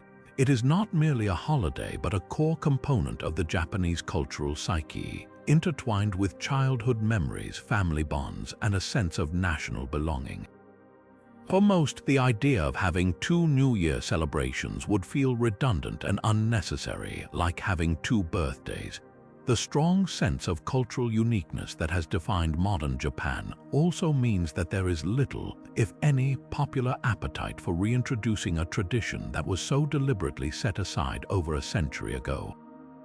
The most likely future, then, is not a grand revival, but a continued and perhaps growing coexistence. Japan will almost certainly retain its magnificent solar New Year as the undisputed centerpiece of the season, a tradition cherished by the vast majority.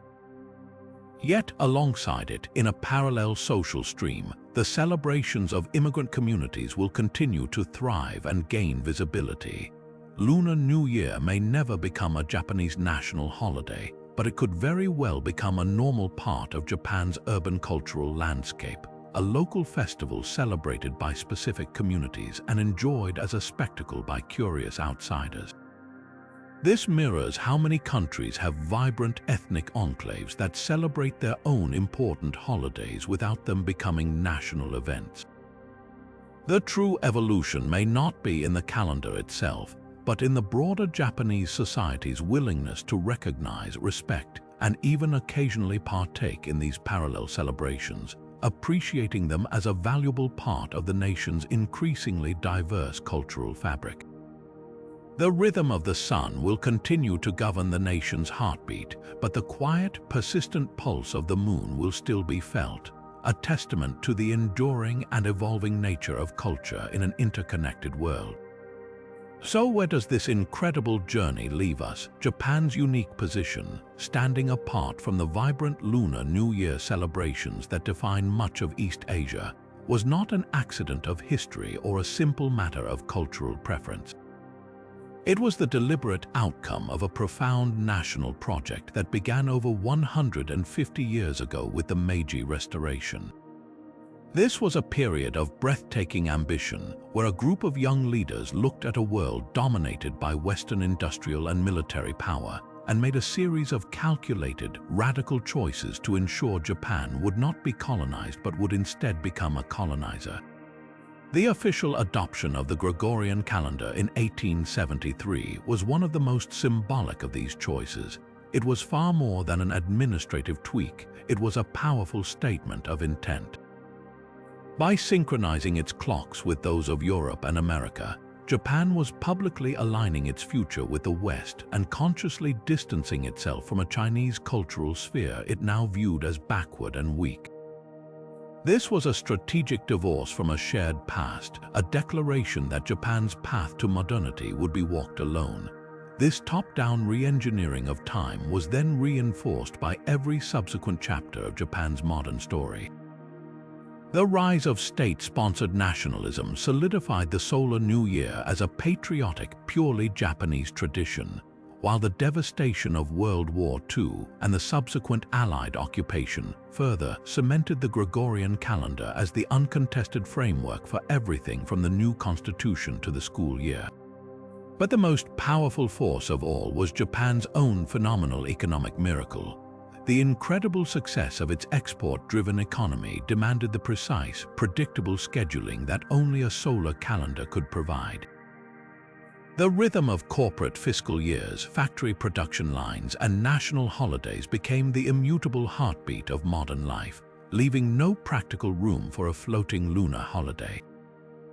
Through education, media, and generations of lived experience, the solar celebration of Shogatsu was woven so deeply into the fabric of national identity that it now feels as ancient and authentic as any tradition could be.